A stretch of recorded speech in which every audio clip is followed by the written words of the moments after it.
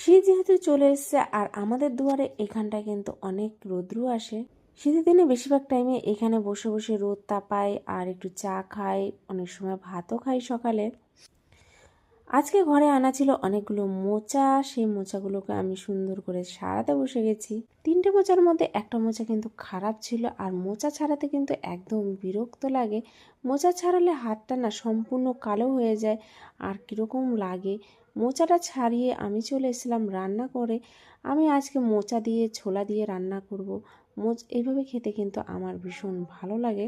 একে নিয়ে গেছিলাম আজকে সকালে টিউশন, সেখান থেকে আসার সময় আমি নিয়েছিলাম কিছু পরিমাণে সজনে পাতা দিয়ে করব আজকে মুসুর ডাল। রান্না বসিয়ে আমি তারপরে চলে আসলাম এখানে কাজে। যেহেতু আমি লোকের কাজ করি, যেটা কাজ জমা ছিল সেগুলো আমাকে বিকেলের মধ্যে দিতে হবে, তাই রান্না করতে করতে আমি চলে আসলাম কাজ করতে। এইদিকে আমার ঘরের লঙ্কাও শেষ হয়ে গেছে। আর একটা জিনিস দেখো, বাড়ির মধ্যে যদি এরকম লঙ্কা গাছ থাকে তাহলে কিন্তু অনেকটা সুবিধা হয়।